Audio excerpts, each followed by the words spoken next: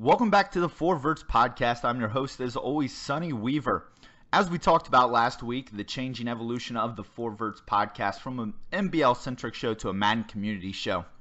I'm not sure about any of you guys, but when you think about the Madden community, you think about CFM and gaming.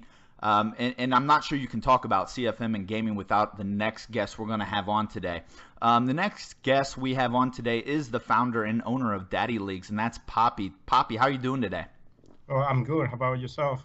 Man, I'm great. I'm happy to have you on here. I know that, me and the guys I play with, along with thousands of other people across the country and world that play CFM and Madden in general, use your site. So excited to talk to you about the site and get a little insight in where you're coming from and where you're heading. So the first thing, how long has Daddy Leagues actually been around? Well, we started around spring of 2012 for Madden 12. But we didn't release the site. So, and then we were preparing for Madden 13. And once we found out that, I think it was XFN, the website, Extreme Football, something like that, when they announced that they were not going to continue doing that, that was a great opportunity for us to jump in. At that time, the website was called Madden Daddy. So it was only dedicated to Madden.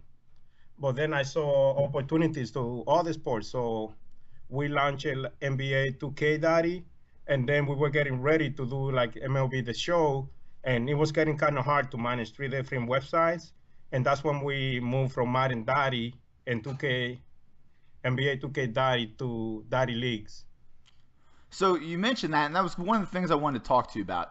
So you do Madden and you do MLB The Show, and obviously you said you used to do NBA.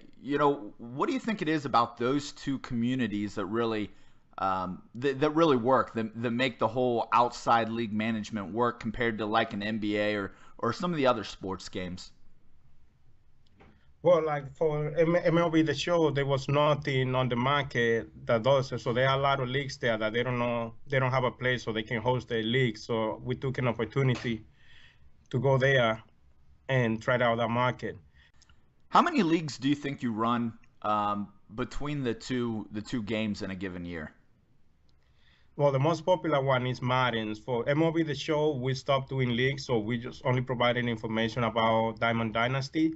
But I would say we have over 1,000 active leagues on Madden.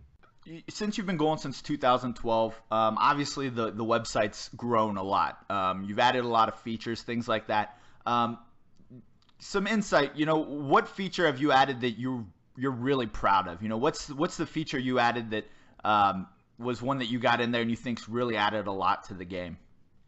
So some of the features that I added, so one of them is the strength of schedule, which seems confusing for some people, but it's not really, because like when you go to your schedule and you click the strength schedule, you can see the ranking of each team on your schedule, and then it gives you an overall or how hard is your schedule. But most people don't seem to understand it because there's too many numbers on that screen.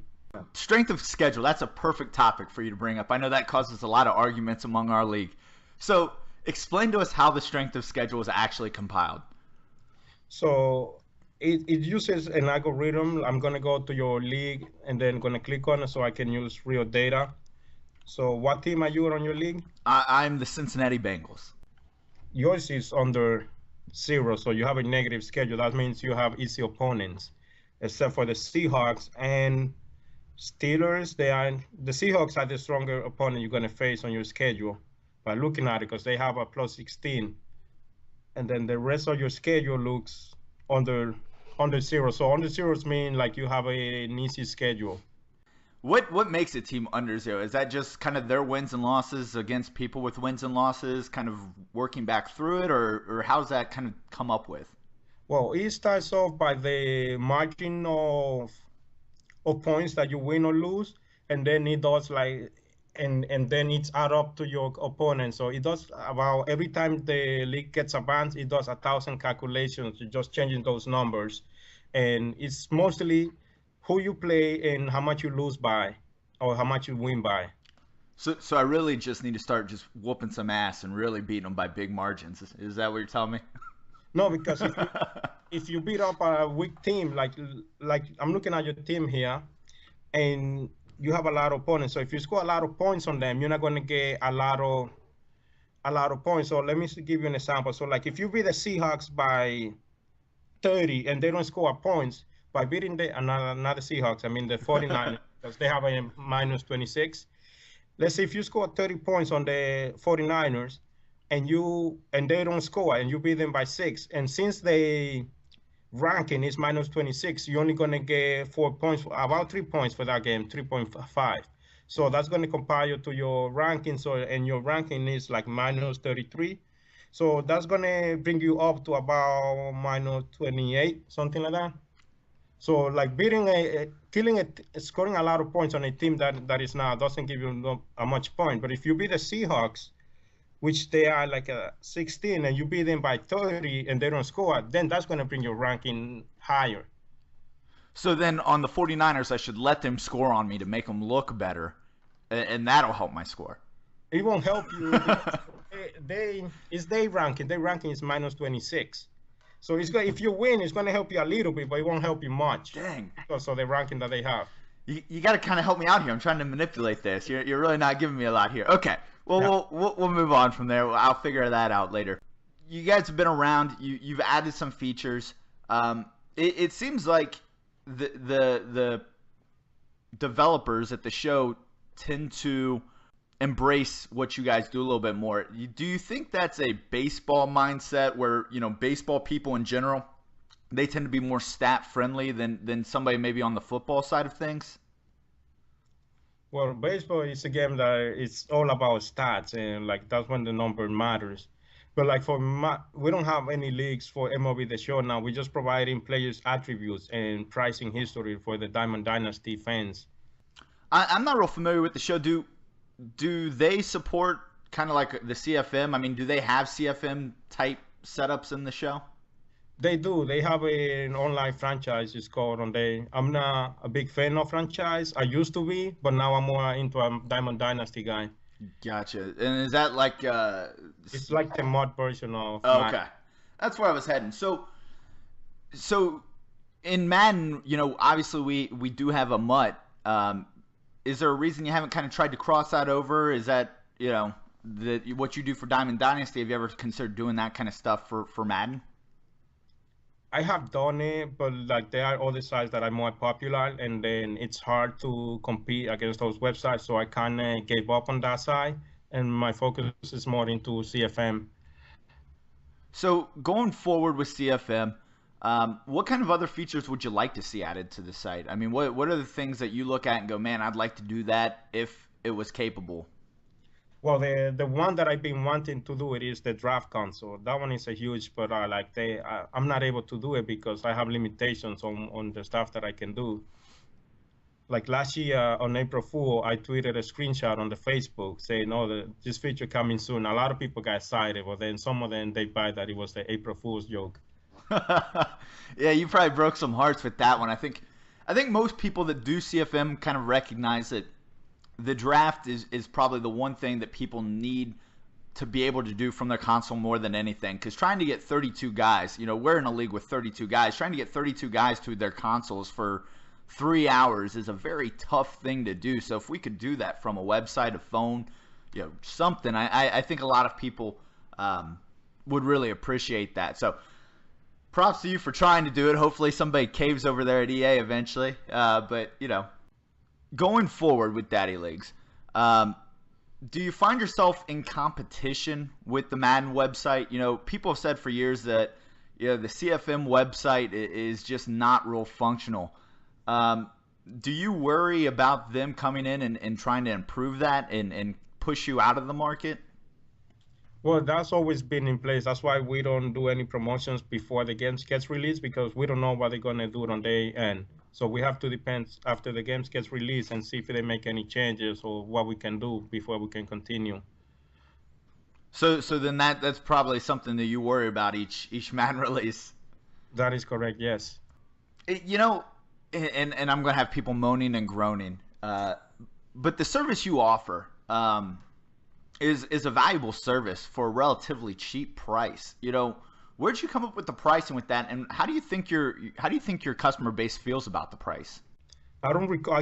We've been keeping the same price for the last 3 years. We don't raise it because The reason why we have the price there is because we have 5 servers, and the pricing to host it, and we keep adding servers as I keep monitoring the load on the servers. As soon as I see that it's running slow, like for a week or two, then I spawn another service. Like when we started, it was 1 server, and we've been incrementing the servers. Like if you are a fan of MLB The Show now, most people has been complaining that they're not able to play because too many people bought the game, and it puts the server at running 100%, so you can barely play the game when too many people are connected.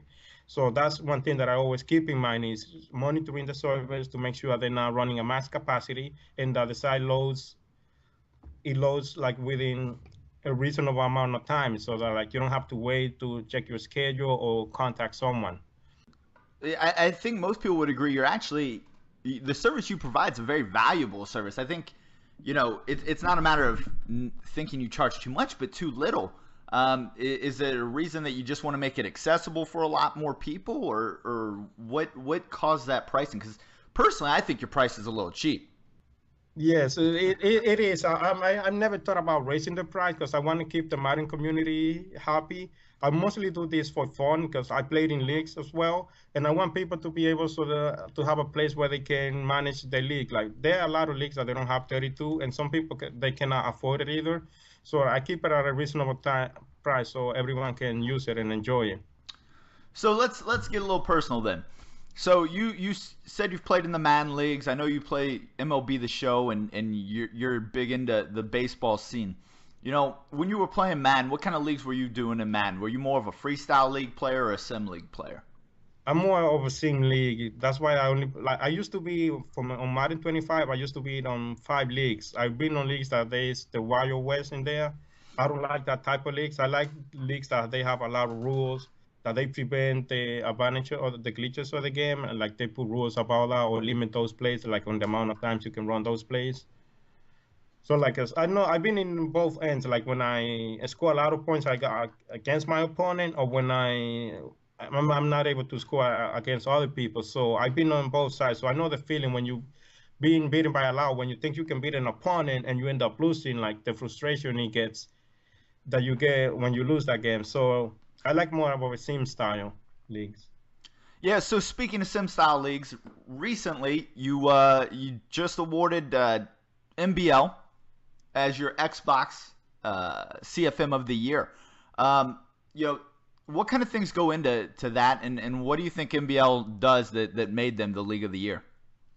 Well, we have an algorithm on the website that we ranks the leagues daily, and then I ran that through the whole year, and then also the social media activities that you guys is insane. No other leagues offers what you guys offering. You guys have your own radio show, your TV show, I believe, and your social media interaction is amazing.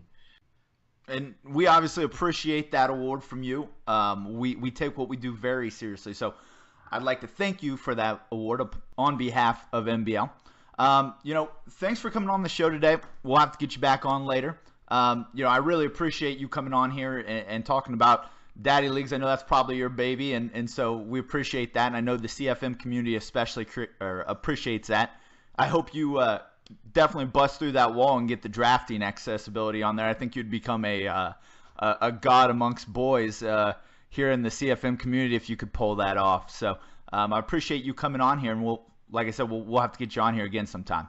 Yes, definitely invite me, and I'll be happy to come in. And thank you for having me in here. It's been a pleasure. Thanks, man.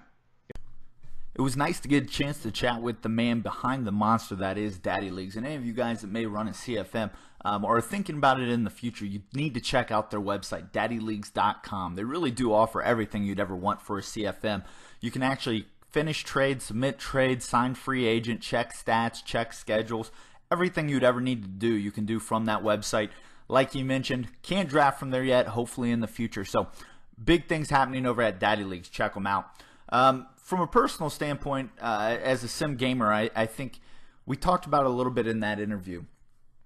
Madden and EA, for that matter, really need to step up their game on their CFM site. If they're not going to bring in Daddy Leagues as part of that, they really need to look at improving, because I think as we move forward, we've got to have that capability to really check everything on the go. Drafting is a huge deal, and I think drafting is probably that one feature that if you're in a CFM, you know stuff comes up. And like I said, NBL, we have 32 active owners all year. So every draft has 32 owners at it. And getting everybody there is always an issue. Trying to schedule it's an issue. Eventually, you just have to set a time and let the guys know that that's the time, and you're stuck with it. But what I would like to see is that app or allow a website like Daddy Leagues to take that initiative. If they don't want to invest the time and money in doing it, let them do it. Give them access to the hooks in the server to be able to run that. And so hopefully somebody at EA hears this, reaches out to Daddy Leagues, and makes that work for us. That's it for the show today. I want to thank Daddy Leagues Papi for coming on the show. Make sure you guys subscribe to the YouTube channel. Obviously, if you're on it, just go ahead and click that button. Also, follow us at the T4 Verts Podcast, at T4 Verts on Twitter. Make sure you tune in next week. We're going to bring on Tom Monteith, writer for Sports Gaming Online, to discuss some of his recent articles, top 5 features in Madden 17, top 5 CFM wish list for Madden 17. So make sure if you guys want to talk about future features for the game to check us out. For all of us here at the 4 Verts Podcast, thanks for tuning in, and we'll see you next week.